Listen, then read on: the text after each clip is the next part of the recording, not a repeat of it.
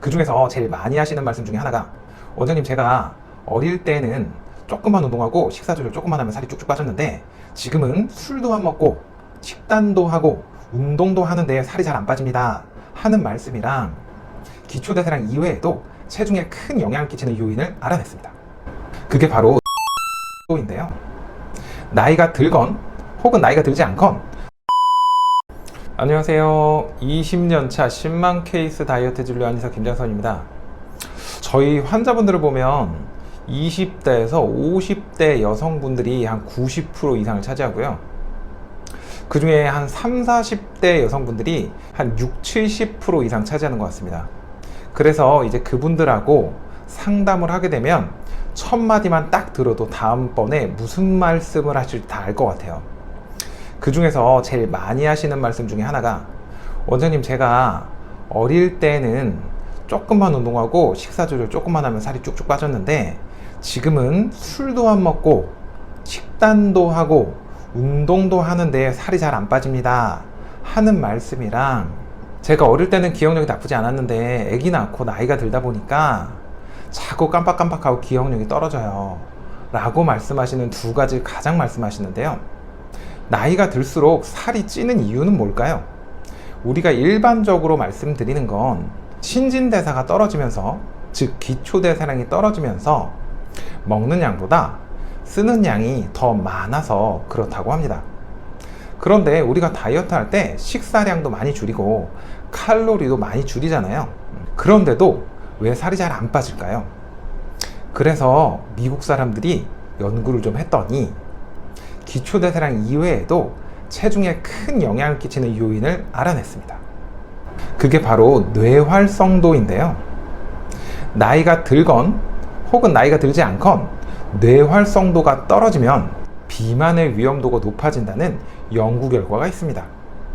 자, 이제부터 뇌활성도가 떨어지면 우리 몸에 어떤 일이 일어나고 우리는 뇌활성도를 향상시키기 위해서 어떤 일을 해야 될지 재미있고 간단하게 알아보도록 하겠습니다. 2013년에 미국의 캘리포니아 대학교에서 이런 실험을 했습니다. 뇌활성도가 비만과 관련이 있지 않을까 해서 쥐를 가지고 실험을 했습니다. 절반에는 뇌에 전기 자극을 줘서 뇌활성도를 일부러 떨어뜨렸고, 절반에는 그냥 일반 상태로 나누어서 대조군으로 설정했습니다. 이렇게 실험을 했더니 뇌활성도가 떨어진 쥐에서 체중 증가가 유의미하게 나타났습니다. 그 이유를 조사했더니 그렐린이 늘어나고, 제가 항상 말씀드리는 거지만 그렐린은 식욕을 증가시키는 호르몬입니다. 이름 자체가 탐욕스럽게 생겼잖아요. 그렐린이 증가하고, 반대가 되는 호르몬 뭐라 그랬죠? 렙틴이라 그랬죠? 근데 여기서는 렙틴이 아니고 펩타이드 YY라는 물질이 감소하는 것으로 알려졌습니다. 여기서 그렇게 크게 헷갈리지 않으셔도 되는 게, 포만감을 주는 물질들이 여러 가지가 있어요. 우리가 항상 말하는 렙틴이란 물질이 있고, 지금 말씀드리는 펩타이드 YY란 물질이 있고, CCK라는 물질이 있고요. 또 GLP-1이라는 물질이 있습니다. 여담으로 말씀드리면 GLP-1이라는 애가 요새 신문에 많이 나오는 위고비나 오젬픽 같은 다이어트 약에 타겟이 되는 물질입니다. 여튼 GLP-1이든 CCK든 펩타이드 YY든 렙틴이든 그렇게 중요하지 않으니까 다 기억하실 필요는 없습니다. 중요한 건 캘리포니아 대학교에서 뇌 활성도가 떨어졌더니 체중이 늘어날 수 있구나 라는 걸 처음으로 밝혀낸 실험을 했다는 것입니다.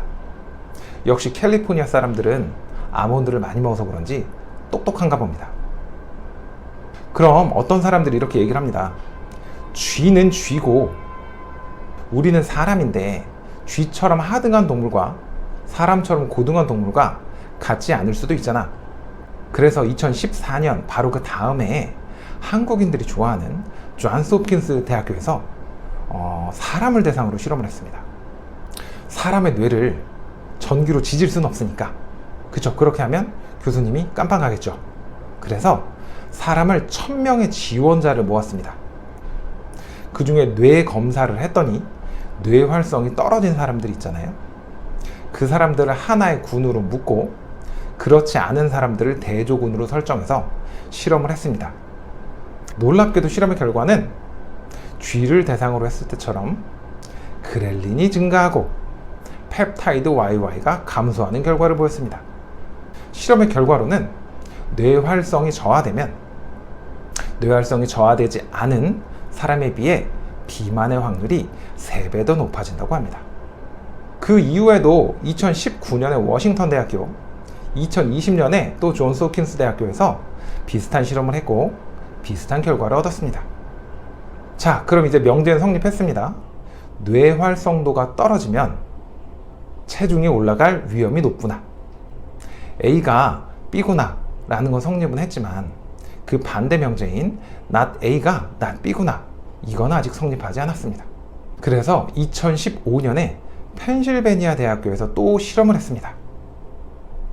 이번에는 무작위로 100명을 골라서 그 중에 절반에게는 뇌를 활성화시키는 약물을 주고 그 나머지 절반에게는 가짜 약을 주고 체중의 변화 상태를 보기로 했습니다. 그렇게 했더니 12주 후에 뇌를 활성화시키는 약을 먹은 집단은 평균적으로 2.5kg 감소하는 체중을 보였고, 반대로 가짜 약을 먹은 집단은 평균적으로 1kg이 늘게 되었습니다. 자, 여기서 보니까 not A가 not B인 것도 성립이 됐습니다.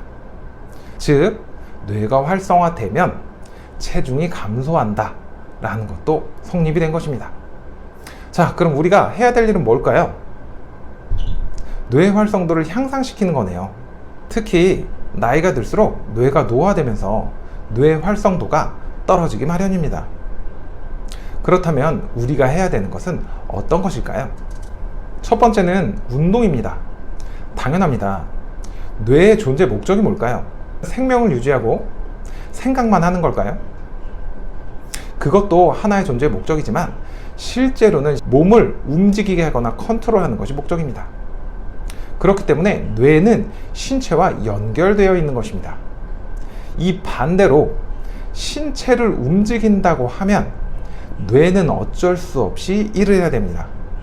그렇기 때문에 운동을 하게 되면 뇌는 자연스럽게 활성화가 될 수밖에 없습니다. 게다가 운동을 하게 되면 뇌 혈류량이 증가하면서 2차적으로 뇌가 활성화되는 효과도 누릴 수 있습니다. 두 번째는 뇌에 좋은 영양분을 먹는 겁니다.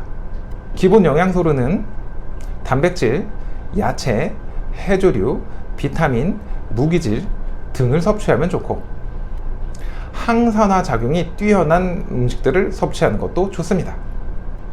야채나 해조류, 견과류 등을 드시면 항산화 물질을 풍부하게 흡수하게 되는데요. 상황이 여의치 않으면 제가 어떤 거 드시라 그랬죠? 항산화 물질 하면 비타민 C 먹는 겁니다. 그냥 평소에도 먹고, 피곤해도 먹고, 감기에 걸려도 먹고, 피부에 트러블이 생겨도 먹고, 어지러워도 먹는 겁니다. 눈에 보이면 그냥 드시면 됩니다. 그렇게 해서 하루에 적어도 3g에서 6g 정도의 비타민 C는 매일 드시는 것이 건강에 유리하고 뇌 활성에 유리합니다. 거기에다가 한 가지를 더 드신다고 하면 코엔자임 Q10 정도 드시면 됩니다. 이 두 가지면 항산화 능력이 몸에서 굉장히 높아지기 때문입니다. 견과류는 챙겨 드시면 참 좋은 음식인데, 견과류는 드실 때 두 가지 정도 조심해야 될 사항이 있습니다. 첫 번째, 견과류 사놓고 잘 안 드셔서 구석에 놓아 드셨다가 어느 날 너무 늦게 드시는 겁니다. 그렇게 되면 견과류에 있는 지방 성분들이 산화될 뿐만 아니라 오히려 몸에 암이나 심각한 질환을 일으키는 물질들로 변할 수도 있습니다. 그래서 너무 사놓은 지 오래되었거나 기름 쩐내가 난다거나 외형상 조금이라도 문제가 있다거나 냄새가 좋지 않다거나 하는 견과류들은 절대 섭취하시면 안 됩니다. 주의할 사항 두 번째로는 견과류 알러지가 있으신 분들이 생각보다 많습니다. 그럼 견과류 알러지가 있는지 어떻게 아냐?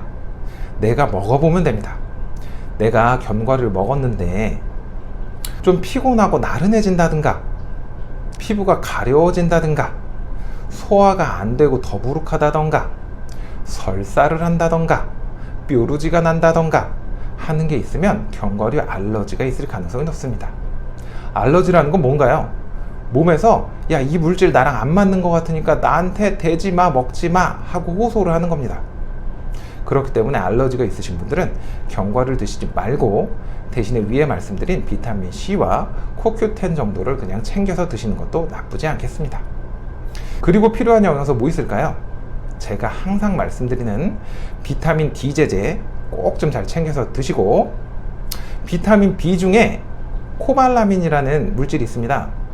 이 물질이 뇌 활성도에 도움이 많이 된다고 하는데, 보통은 비타민 B 컴플렉스를 드시면 그 안에 들어있는데 개인적으로 저는 먹지 않습니다. 왜 그러냐면 저는 비타민 B 먹으면 더부룩하고 속이 안 좋고 소화가 좀 잘 안 되고 소변이 노랗게 나오거든요. 그렇게 되면 어차피 제 몸에 흡수도 잘 안 되고 몸이 부담스럽기만 한 것 같아서 잘 먹지 않습니다.